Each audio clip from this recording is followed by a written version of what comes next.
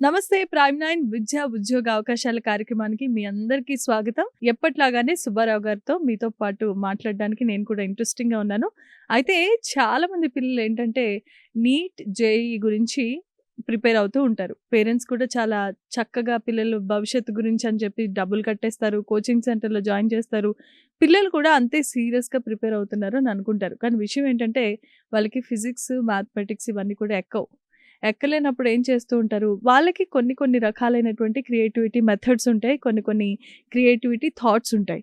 వాటిల్ని ఇంప్లిమెంట్ చేసుకుంటూనే, వాటిల్ని సాధ్యం చేసుకుంటూనే ఈ జేఈఈ, నీట్ అనే ర్యాంక్స్‌ని ఎలా క్రాక్ చేయాలి అనే విషయం గురించి మనతో క్లుప్తంగా మాట్లాడడానికి సుబ్బారావు గారు మీతో సిద్ధంగా ఉన్నారంట.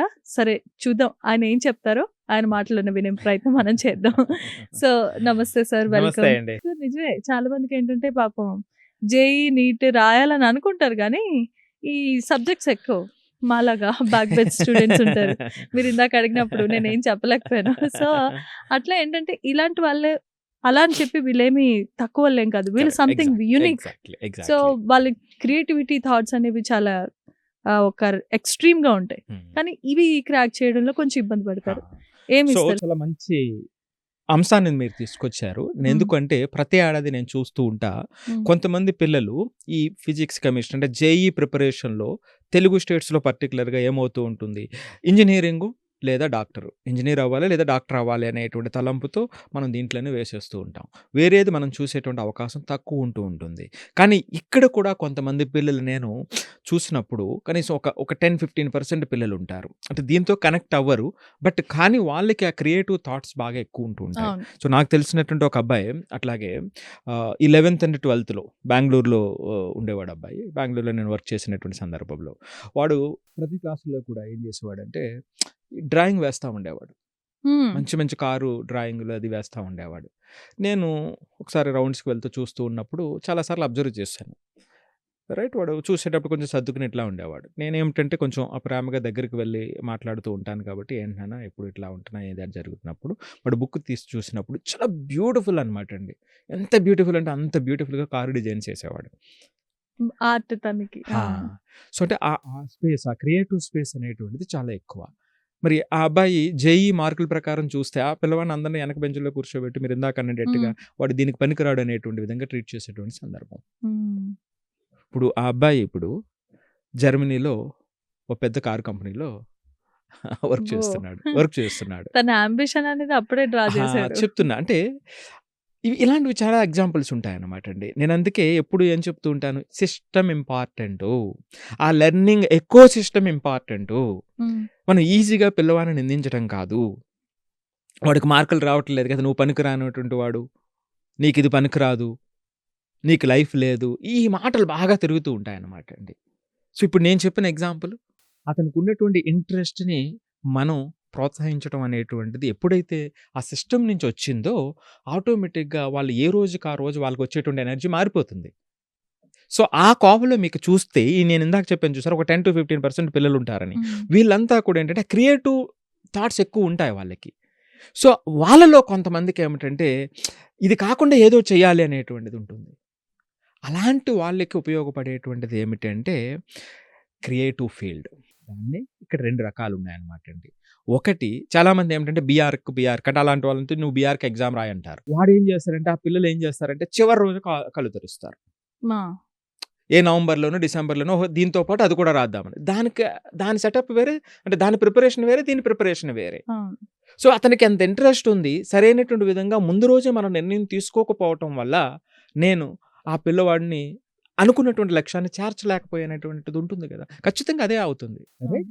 సో, అందువల్ల నేనేమంటున్నానంటే, ఇప్పుడు జేఈఈ ప్రిపరేషన్‌లో ఉండి, లేదా 11థ్‌లో ఉన్న, 12థ్‌లో ఉన్న, మోర్ పర్టిక్యులర్‌గా 12థ్‌లో ఉండి ఖచ్చితంగా మేము ఇక్కడే నా కెరియర్ ఇక్కడ ఇది కనెక్ట్ అవ్వట్లేదు అని అనుకునేటప్పుడు ఆ క్రియేటివ్ థాట్స్ ఉన్నటువంటి పిల్లలు, అటువైపు ఇంట్రెస్ట్ ఉన్నటువంటి పిల్లలు, డ్రాయింగ్ మీద బాగా శ్రద్ధ ఉన్నటువంటి పిల్లలు, ఇక్కడ నీకు ఇప్పుడు పూర్తిగా రావాల్సినటువంటి అవసరం లేదు. ఆ శ్రద్ధ ఉన్నటువంటి పిల్లలు, అక్కడ నా యొక్క ఇంట్రెస్ట్ ఏరియా అది ఎక్కువ. అక్కడ నేను బాగా ఎఫర్ట్ పెట్టగలుగుతాను అనేటువంటి వాళ్ళకి మాత్రమే నేను చెప్తున్నా. ఇది కాదు కాబట్టి ఇటు పక్క నుంచి అటు తప్పించుకోవడానికి మిమ్మల్ని మీరు మోసం చేసుకోవద్దు. నేనిప్పుడు చెప్పినటువంటి క్వాలిటీస్ ఎవరైతే ఉన్నాయో, అలాంటి క్వాలిటీస్ మీ పిల్లలకుంటే ఒక్కసారి మీరు కూడా ఆలోచన చేయండి. ఆ ఇంట్రెస్ట్ ఏరియా ఏమిటంటే ఇప్పుడు ఈ థాట్ ప్రాసెస్ ఉన్నటువంటి పిల్లలకి డిజైనింగ్, ఆర్కిటెక్చర్ 2 రకాల విభిన్నమైనటువంటి క్రియేటివ్ ఫీల్డ్స్ ఉన్నాయి. 2 ఒకటి కాదు. ఆర్కిటెక్చర్ వేరు, డిజైనింగ్ వేరు. కానీ డిజైనింగ్ వచ్చేటప్పటికి ఏదో ఫ్యాషన్ డిజైనింగ్, ఫ్యాషన్ ఆ, ఇదే అనుకుంటారు. అవును. సో ఇదొక్కటే కాదండి. సో డిజైనింగ్‌కి వచ్చేటప్పటికి రకరకాల ఫీల్డ్స్ ఉంటాయి. విజువల్ అండ్ కమ్యూనికేషన్ డిజైనింగ్ అంటారు. అంటే ఫర్ ఎగ్జాంపుల్ లోగోస్ డిజైన్ చేయడం. ఒక కంపెనీస్ యొక్క అప్పుడు ఒక మింత్రా అనే కంపెనీ ఉంది. సో దీనికి సంబంధించినటువంటి లోగోస్ కానివ్వండి, దీనికి మనకు ప్యాకెట్స్ వస్తూ ఉంటాయి. మింత్రా ప్యాకెట్స్ వస్తూ ఉంటాయి. అమెజాన్ ప్యాకెట్స్ వస్తూ ఉంటాయి. సో దాని మీద క్రియేటివ్‌గా డిజైన్ మనకి రిజిస్టర్ అవ్వటానికి. మ్యానుఫ్యాక్చరింగ్ అది. రైట్. సో ఇది ప్యాకేజింగ్. ఒక ఎగ్జాంపుల్ అనమాట. విజువల్ అండ్ కమ్యూనికేషన్ డిజైనింగ్ అనేటువంటిది. సో నెక్స్ట్ ప్రొడక్ట్ డిజైనింగ్ అంటారు. అంటే టెక్నాలజీ కూడా తోడవుతుంది అక్కడ. ఆ ప్రొడక్ట్ డిజైనింగ్‌కి సంబంధించినటువంటి అదొక అద్భుతమైనటువంటి ఫీల్డ్. రైట్. సో అట్లాగే యాక్సెసరీస్ డిజైనింగ్. ఇప్పుడు మీరు చూస్తే సాఫిస్టికేటెడ్ సోఫాస్ ఉంటాయి. ఒకటి డిజైనింగ్ డిఫరెంట్ డిజైనింగ్ ఉంటుంది. ఇంటీరియర్ డిజైనింగ్ ఉంటుంది. సో ఇవన్నీ కూడా క్రియేటివ్ ఫీల్డ్స్. ఇప్పుడు నేను ఎన్ని చెప్పానో చూడండి. అవును. రైట్. అట్లాగే యూఎక్స్ యూఐ డిజైనింగ్ అంటారు. యూజర్ ఇంటర్ఫేస్ డిజైనింగ్ అంటారు. ఇప్పుడు ఫర్ ఎగ్జాంపుల్ మీరు ఫోన్‌పేనో లేకపోతే గూగుల్లో లేకపోతే మింత్రానో లేకపోతే అమెజానో ఏదైనా చూసినప్పుడు రకరకాల అంశాలు ఉంటాయి దాంట్లో. మరి వాటిలో ఏది ముందుండాలి? ఏది వెనకుండాలి? ఏది అట్రాక్టివ్‌గా ఆ ఇంటర్ఫేస్ బిల్డ్ చేయాలి? దాన్ని యూజర్ ఇంటర్ఫేస్ డిజైనింగ్ అంటారు. అది కూడా ఒక డిజైనింగ్‌లో కోర్స్. రైట్. సో ఈ విధంగా ఇప్పుడు నేను చెప్పినట్టుగా ఒక 6 విభిన్నమైనటువంటి డిజైనింగ్ కోర్సెస్ ఉంటాయి. అందులో అపియరెన్స్‌కి సంబంధించి, డ్రెస్‌కి సంబంధించి ఇదొక పార్ట్ అనమాట. డిజైనింగ్ అంటే ఫ్యాషన్ డిజైనింగ్ కాదు. అవును. చాలా మంది అదే సో ఈ అనుకుంటారు. విధంగా ఇది ఒక మంచి క్రియేటివ్ ఫీల్డ్.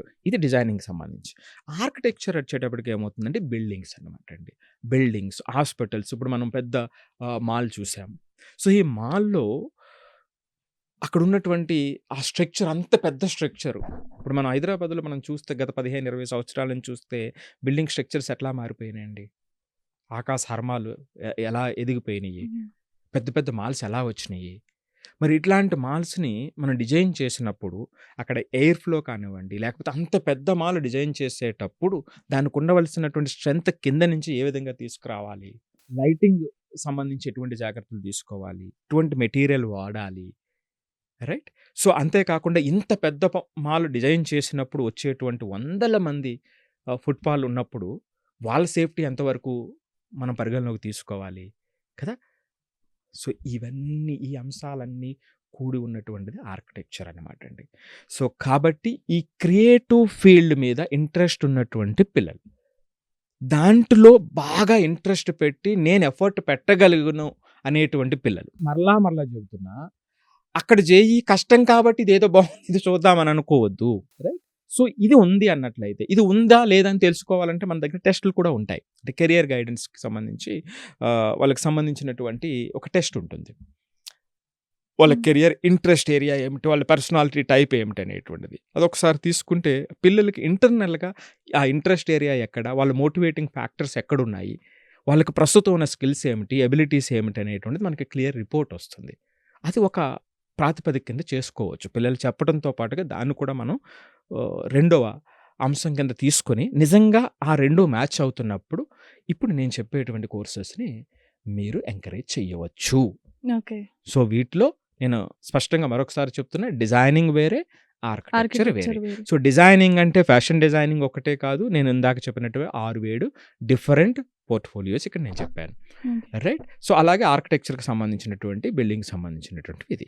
సో ఇది 2 ఆ క్రియేటివ్ మైండ్ ఉన్నటువంటి పిల్లలకి చాలా, అంటే వాళ్ళు రోజువారీ ఎంజాయ్ చేసేటువంటి అవకాశం ఉన్నటువంటిది. అది కూడా మంచి ప్రోగ్రెసివ్ ఫీల్డ్. మామూలుడు ఇక్కడ పని చేయలేడు. ఆ మైండ్ లేకపోతే అక్కడ పని చేయలేడు. సో ఆ మైండ్ ఉన్నటువంటి పిల్లలు వాళ్ళు ఎంతైనా కష్టపడి ఆ జర్నీ వేరేగా ఉంటుంది వాళ్ళది. సో యాక్చువల్‌గా మీరు ఇన్ని రకాలైనవి చెప్పారు కదా సార్ డిజైనింగ్‌లో. సో వీటికి కూడా ఎగ్జామ్స్ తర్వాత ఖచ్చితంగా. ఎక్కడ కండక్ట్ చేస్తారు? ఎలా ఉంటది? దీనికి సంబంధించిన ఇన్‌స్టిట్యూషన్స్ కూడా ఉంటాయా? ఎలా ఉంటుంది కెరియర్? ఆబ్వియస్లీ అండి. ఇప్పుడు మనం ఒకదాని తర్వాత ఒకటికి వద్దాం. ఆర్కిటెక్చర్ చూస్తే దీని కోర్సు 5 ఇయర్స్ అనమాట అండి. సో 5 ఇయర్స్ ప్లస్ లైసెన్సింగ్ ఉంటుంది. అంటే అక్కడ లైసెన్స్ రిజిస్ట్రేషన్ అనేటువంటిది ఇంపార్టెంట్. సో ఎవరు పడితే వాళ్ళు ఇది అవ్వరు. ఇప్పుడు చార్టెడ్ అకౌంటెంట్ అవును. అంటే లైసెన్స్ అనేటువంటిది నెక్స్ట్ ఎట్లాగైతే ఇంపార్టెంట్, దీనికి కూడా ఏమిటంటే లైసెన్స్ కూడా ఇంపార్టెంట్ అనమాట. సో 5 ఇయర్స్ కోర్సు, లైసెన్సు అంటే డ్యూరేషన్ కొంచెం ఎక్కువ, రైట్. సో అదే డిజైనింగ్ కోర్స్కి వచ్చేటప్పటికి ఏమవుతుందంటే బ్యాచులర్ డిజైనింగ్ ఉంటుంది, మాస్టర్ డిజైనింగ్ ఉంటుంది, బ్యాచులర్ ఆఫ్ ఫ్యాషన్ టెక్నాలజీ ఉంటుంది, మాస్టర్ ఆఫ్ ఫ్యాషన్ టెక్నాలజీ ఉంటుంది, రైట్. సో ఇక్కడ బ్యాచులర్ ఆఫ్ డిజైనింగ్కి వచ్చేటప్పటికి ఈ కోర్సు 4 ఇయర్స్ ఉంటుంది.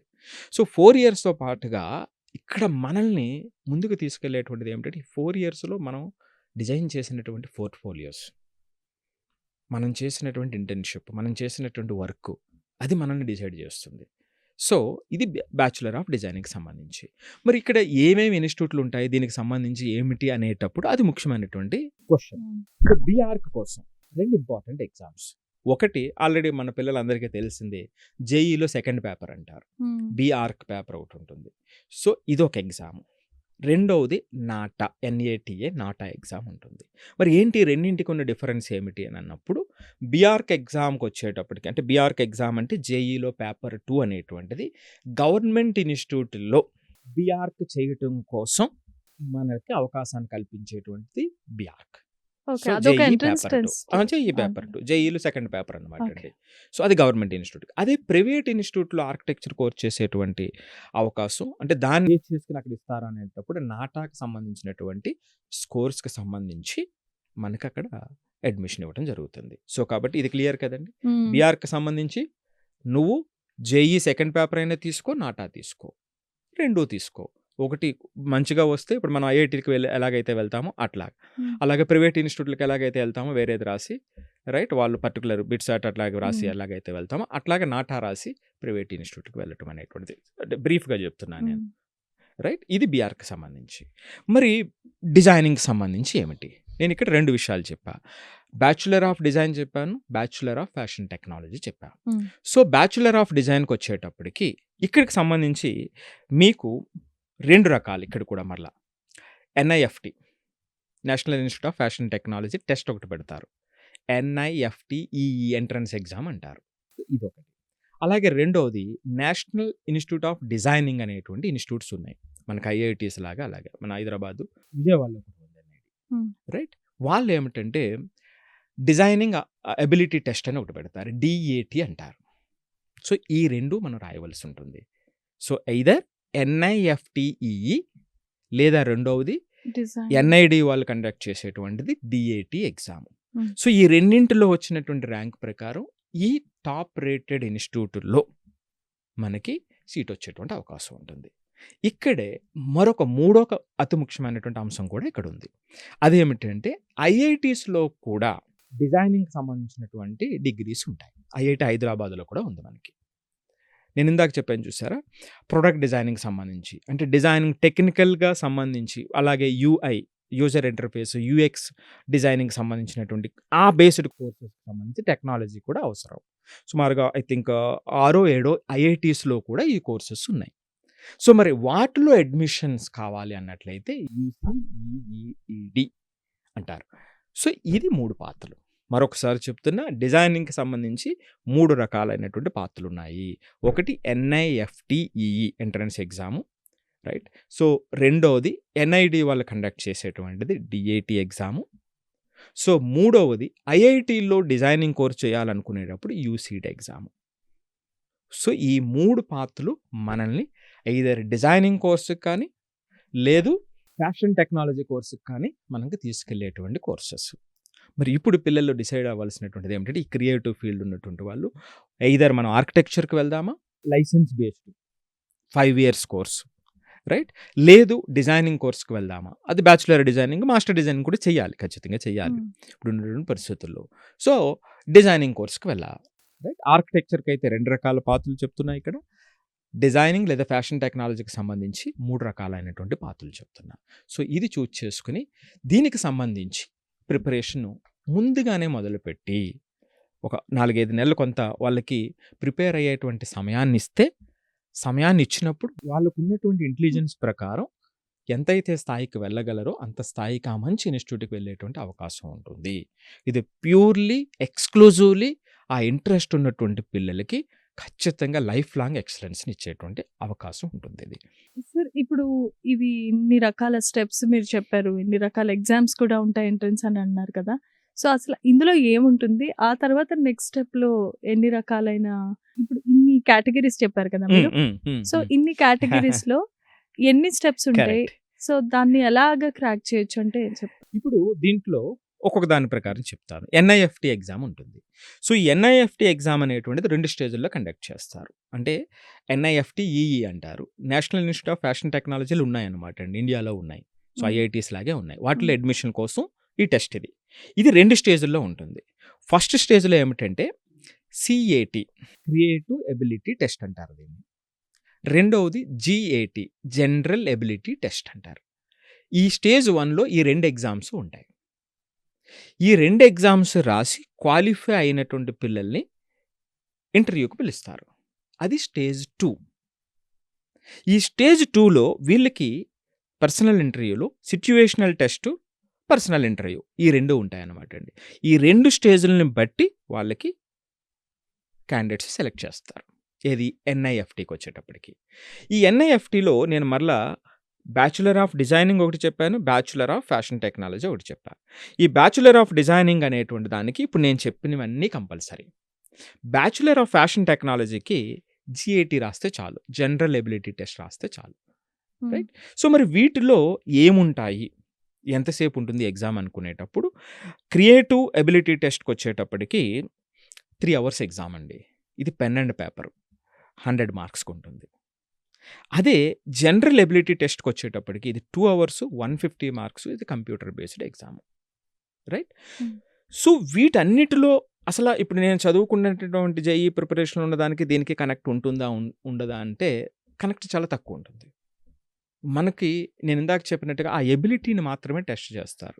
మీకున్న జనరల్ ఎబిలిటీ జనరల్ యాప్టిట్యూడ్ ఎంతుంది? లేదా క్రియేటివ్ ఎబిలిటీ ఎంతవరకు ఉంది? అనేటువంటి దాన్నే మాత్రమే ఇక్కడ టెస్ట్ చేస్తారు. సో, దానితో పాటుగా మీకున్న కొన్ని డ్రాయింగ్ స్కిల్స్. సో, దాన్నే టెక్నికల్ వర్డ్స్ చెప్తాను. డ్రాయింగ్ కానివ్వండి, విజువల్ పెర్సెప్షన్ ఇక్కడ టెస్ట్ చేసేటువంటివి. Logical reasoning. 4వది ఆర్కిటెక్చరల్ అవేర్‌నెస్. ఈ అంశాల మీద వీటిని కొంచెం అటు ఇటుగా ఇటు ఆర్కిటెక్చర్‌లో గాని, డిజైనింగ్‌లో కానీ ఈ అంశాల మీద మనల్ని టెస్ట్ చేస్తూ ఉంటారు. మనకున్న లాజికల్ రీజనింగ్, మనకున్న ఆప్టిట్యూడ్, మనకున్న డ్రాయింగ్ స్కిల్స్, మనకున్న క్రియేటివ్ థింకింగు. సో, ఈ పాయింట్స్ మీద అక్కడ కోర్సెస్ ఉంటాయి. సో, కాబట్టి దీనికేమిటంటే వీడేదో ఇది ఇంట్రెస్ట్ అంటున్నాడు, ఆ ఎగ్జామ్ పెట్టి రాయిద్దామంటే ఉపయోగం ఏమి ఉండదు. మళ్ళీ ఇక్కడ కూడా సీట్లు చాలా తక్కువుంటాయి. సో, నిజంగా ఆ ఇంట్రెస్ట్‌ని మీరు ఐడెంటిఫై చేస్తే, ఆ సందర్భంలో ఖచ్చితంగా మీరు ఆ కోర్స్‌ని ఇప్పించడానికి ప్రయత్నం చేయండి అనేటువంటిది నేను ఇచ్చేటువంటి సలహా అన్నమాట. హ్మ్. ఇక అలాగే ఇంకో ఎగ్జామ్ చెప్పాను. నేషనల్ ఇన్‌స్టిట్యూట్ ఆఫ్ డిజైనింగ్‌కి సంబంధించి డీఏటీ అన్నాను. హుహు. రైట్? సో, దీనికొచ్చేటప్పటికి ఏమిటంటే అండి, ఎన్ఐడి వాళ్ళు 2 మళ్ళా అగైన్ 2 స్టేజెస్. ప్రిలిమినరీ, డీఏటీ ప్రిలిమినరీ, అలాగే డీఏటీ మెయిన్స్ ఈ 2 కండక్ట్ చేస్తారు. సో, అది ఇక యూసీడ్‌కి వచ్చేటప్పటికి అంటే ఐఐటీలోకి వచ్చేటప్పటికి యూసీడ్ ఎగ్జామ్ అని స్పెషల్ ఎగ్జామ్ ఉంటుంది. దాంట్లో వచ్చేటువంటి ర్యాంక్ ప్రకారం డైరెక్ట్‌గా మనకి సీట్ వస్తుంది. సో, ఇది కంప్లీట్‌గా డిజైనింగ్ కానివ్వండి, లేదా ఆర్కిటెక్చర్‌కి కానివ్వండి, ఎవ్వరికైనా ఏదైనా సందేహాలు ఉన్నట్లయితే ఇది కంప్లీట్ డీటెయిల్డ్ ఇన్ఫర్మేషన్. దీనికి ఓకే. ఉన్నటువంటి ఎగ్జామ్స్, దీనికి ఉన్నటువంటి డిఫరెంట్ పాసిబిలిటీస్. ఓకే. ఎవరు వెళ్ళాలి? హ్మ్.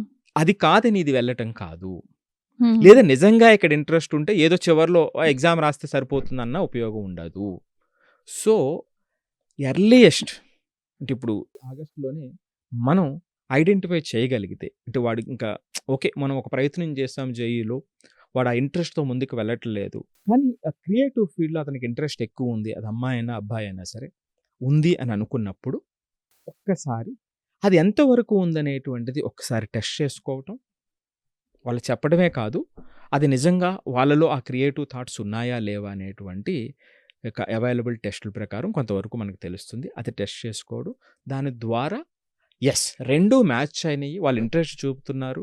అట్ ది సేమ్ టైమ్ మీ పిల్లలు హానెస్ట్‌గా ఉండేటువంటి పిల్లలైతే ఖచ్చితంగా దానికి సంబంధించినటువంటి కోచింగ్‌ని మీరు ఇప్పించడానికి ఆలోచన చేయాల్సినటువంటి అవసరం ఉంది.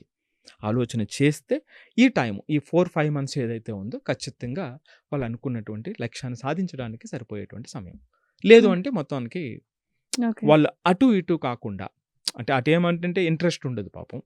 ఇటేదో నేనేదో లాస్ పోయాను, అది ఇంట్రెస్టే నేను చేయలేకపోయాను. ఏదో ఫైనల్‌గా ఏదో ఎగ్జామ్ రాసినా అది రాలేదు.